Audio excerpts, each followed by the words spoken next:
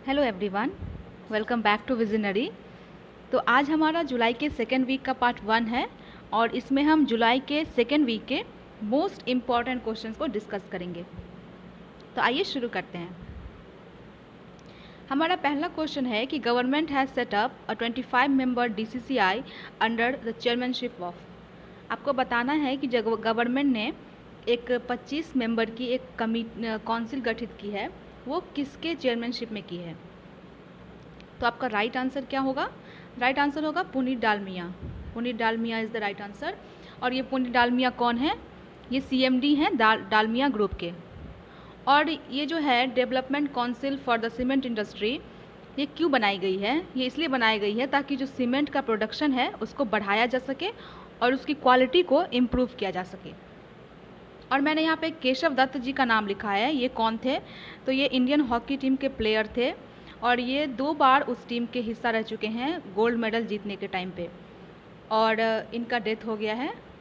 और वीरभद्र सिंह, ये हिमाचल प्रदेश के मुख्यमंत्री रह चुके थे और इनका भी डेथ हो गया है। नेक्स्ट क्वेश्चन पे चलते हैं। अगला क्वेश्चन है, according to LPAI India will have 24 integrated check post on land borders by which year. तो LPAI, सबसे पहले तो LPAI है क्या? LPAI है land ports authority of India, जो कि मिनिस्ट्री ऑफ होम अफेयर्स के अंडर आता है। और इन्होंने कहा है कि इंडिया की कुल 24 इंटीग्रेटेड चेक पोस्ट होंगे लैंड बॉर्डर्स पे। कौन से ईयर तक? तो राइट आंसर है 2025। अभी फ़िलहाल 24 में से 9 ऑलरेडी फंक्शनल हैं और कुछ अंडर कंस्ट्रक्शन है। तो 2025 तक 24 पूरे फंक्शनल हो जाएंगे। ठीक है। अगला क्वेश्चन है कि Indian army named firing range in Gulmarg as.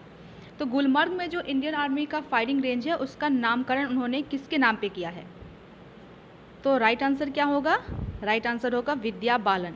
जी हाँ, Vidya Balan is the right answer. और PV सिंधु ने अभी इंडिया के लिए ओलंपिक में ब्रोंज मेडल जीता है बैडमिंटन में, और इंडिया की ये पहली महिला एथलीट बन गई हैं जिन्होंने 2 इंडिविजुअल मेडल्स जीते हैं ओलंपिक में, और सेकेंड इंडियन एथलीट बन गई हैं बैक टू बैक ओलंपिक में मेडल जीतने वाली। इससे पहले जो पहले हैं वो हैं सुशील कुमार जी। और मीराबाई चानू ने 49 kg में वेट लिफ्टिंग कैटेगरी में सिल्वर मेडल जीता है हमारे देश के लिए। और वंदना कटारिया जी, ये इंडियन महिला हॉकी टीम की प्लेयर हैं और ये हॉकी में हैट्रिक लगाने वाली पहली महिला बन गई हैं। ठीक है। अगला क्वेश्चन है, who organised the first Indo Pacific business summit 2021। तो पहला इंडो पैसिफिक बिजनेस समिट को किसने ऑर्गेनाइज किया? आपके ऑप्शंस हैं NITI Aayog, CII, finance minister या फिर RBI। तो CII यानी कन्फेडरेशन ऑफ इंडियन इंडस्ट्री ने इस समिट को ऑर्गेनाइज किया, और ये मिनिस्ट्री ऑफ एक्सटर्नल अफेयर्स के साथ मिलकर। और इसका जो थीम था वो क्या था? थीम था developing a road map for shared prosperity. और इसमें डिस्कस किया गया कि कैसे हम इकोनॉमिक पार्टनरशिप को इन्हेंस कर सकते हैं। तो हमारा अगला क्वेश्चन है कि which insurance company provided the insurance policy for high altitude yak. तो हाई एल्टीट्यूड याक के लिए कौन सी इंश्योरेंस कंपनी इंश्योरेंस प्रोवाइड करने वाली पहली कंपनी बन गई है? तो राइट आंसर है NICL, which is National Insurance Company Limited. तो इन्होंने National Research Centre on yak जो अरुणाचल प्रदेश में है उनके साथ मिलकर ये हाई एल्टीट्यूड याक को जो है वो इंश्योरेंस प्रोवाइड करेंगे। और ये इंश्योरेंस होगा जैसे कोई वेदर कैलेमिटीज़ होता है या कोई डिजीज़ होता है उसके अगेंस्ट। अगला क्वेश्चन है कि Ganga expressway which is going to be India second longest expressway, what will be its length. तो गंगा एक्सप्रेस वे बनने जा रहा है जो इंडिया का दूसरा सबसे लंबा एक्सप्रेस वे होगा। जो पहला एक्सप्रेस वे है वो है दिल्ली मुंबई एक्सप्रेस वे, और उसका जो लंबाई है वो है 1350 किलोमीटर। ये दिल्ली मुंबई एक्सप्रेस वे का है। ठीक है। और अभी जो बनने जा रहा है गंगा एक्सप्रेस वे, उसकी लंबाई होगी 594 किलोमीटर। ठीक है। और ये यूपी के मेरठ से लेकर प्रयागराज तक को कवर करेगा। अगला क्वेश्चन है कि रेजोर पे and master card launched a recurring payment interface, what is the name of that interface. तो रेजोर पे और मास्टर कार्ड ने मिलकर एक रिकरिंग पेमेंट के लिए इंटरफेस बनाया है, उसका नाम क्या है। उसका नाम है mandate HQ। Mandate HQ is the right answer. और जो मैंडेट HQ है ये एक एप्लीकेशन प्रोग्रामिंग इंटरफेस रहेगा रिकरिंग पेमेंट के लिए, ठीक है। अगला क्वेश्चन है कि which bank has recently become the second most valued listed PSB। तो आपको बताना है कि अभी दूसरा सबसे वैल्यूड जो PSB बना है वो कौन सा बना है। इसका राइट आंसर है इंडियन ओवरसीज बैंक। तो ये PNB और बैंक ऑफ बड़ौदा को पीछे छोड़ते हुए second most valued public sector bank बन गया है। इसका जो मार्केट कैपिटलाइजेशन है वो 50,000 करोड़ हो गया है, ठीक है। और इनका जो Q4 फाइनेंशियल ईयर 2021 का प्रॉफिट था वो 350 करोड़ था। अगला क्वेश्चन है कि power salute initiative is of which bank. जो पावर सैल्यूट इनिशिएटिव है वो कौन से बैंक का है। तो आपको बताना है कि राइट आंसर क्या होगा। राइट आंसर है axis bank. Axis bank is the right answer. और इन्होंने इंडियन आर्मी के साथ एक MOU साइन किया है जिसके तहत ये डिफेंस सर्विसेज जो ये डिफेंस सर्विस सैलरी पैकेज है ये आर्मी को प्रोवाइड करेंगे।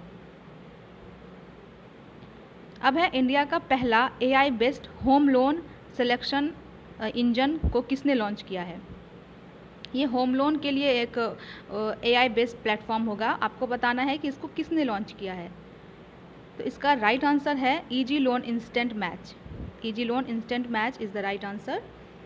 और जो ये है ये मुंबई बेस्ड एक स्टार्टअप है और इन्होंने ये AI बेस्ड होम लोन के लिए एक प्लेटफॉर्म प्रोवाइड किया है, ठीक है।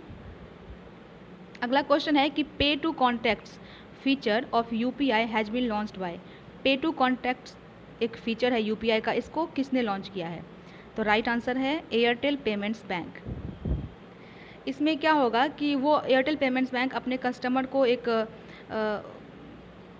सुविधा देंगे जिसके तहत क्या होगा कि आप उनको जिसको भी UPI करना है उसका बस मोबाइल नंबर चाहिए और उस मोबाइल नंबर से जो भी UPI ID लिंक रहेगा वो ऑटोमेटिकली उस पर पेमेंट ट्रांसफ़र कर सकते हैं। अगला क्वेश्चन है कि RBI retail direct scheme of RBI is for. जो RBI का रिटेल डायरेक्ट स्कीम है वो किसके लिए है। क्या ये गवर्नमेंट सिक्योरिटी फैसिलिटेशन के लिए है या फिर रिटेल लोन के लिए है या फॉरेन डायरेक्ट इन्वेस्टमेंट के लिए है या फिर बैंक्स के लिए है। तो इसका राइट आंसर है गवर्नमेंट सिक्योरिटी के लिए। और ये इंडिविजुअल्स के लिए है जिसके तहत जो इंडिविजुअल हैं वो अपना गिल्ट अकाउंट खोल सकते हैं और उसको मेंटेन कर सकते हैं जो RBI के साथ और ईजिली इसको कर सकते हैं। अगला क्वेश्चन है अब मैं बात करूंगी इम्पॉर्टेंट डेट्स के बारे में। कुछ इंपॉर्टेंट डेट्स मैंने लिखे हैं जुलाई के सेकेंड वीक के, क्योंकि फर्स्ट वीक के मैं ऑलरेडी डिस्कस कर चुकी हूँ। तो सेकेंड वीक का जो पहला इंपॉर्टेंट डेट है वो है 10 जुलाई, जो होता है नेशनल फिश फार्मर्स डे, ठीक है, नेशनल फिश फार्मर्स डे। और उसके बाद हम बात करेंगे जुलाई का जो अगला है 11 जुलाई, वो होता है world population day, United Nations world population day. और तीसरा होता है 12 जुलाई को मलाला डे, मलाला यूसुफजई को ऑनर देने के लिए मलाला डे को 12 जुलाई को मनाया जाता है। तो ये हमारे इम्पॉर्टेंट क्वेश्चंस थे जुलाई सेकेंड वीक का पार्ट 1 है ये, और मैं पार्ट 2 भी लेकर आऊँगी जो आपके लिए काफ़ी इम्पॉर्टेंट होंगे। तो बिल्कुल भी स्किप मत कीजिएगा, इसको अच्छे से देखिए और इसको 2-3 बार देखिए ताकि आपको अच्छे से याद हो जाए, ठीक है। तो चैनल को सब्सक्राइब कीजिएगा, क्योंकि ज़्यादा लोग देखते हैं तो मोटिवेशन मिलता है कि मैं और बेहतरीन तरीके से आप लोगों के लिए कंटेंट प्रोवाइड करूं और मैं आप लोगों के लिए काफ़ी वीडियोस लेकर आऊं जो आप लोगों को एग्ज़ाम में काफ़ी हेल्प करेंगे। और मैं कंप्यूटर की भी सीरीज़ लेकर आऊँगी और करंट अफेयर्स तो चालू ही रहेगा, ठीक है। Thank you, keep watching.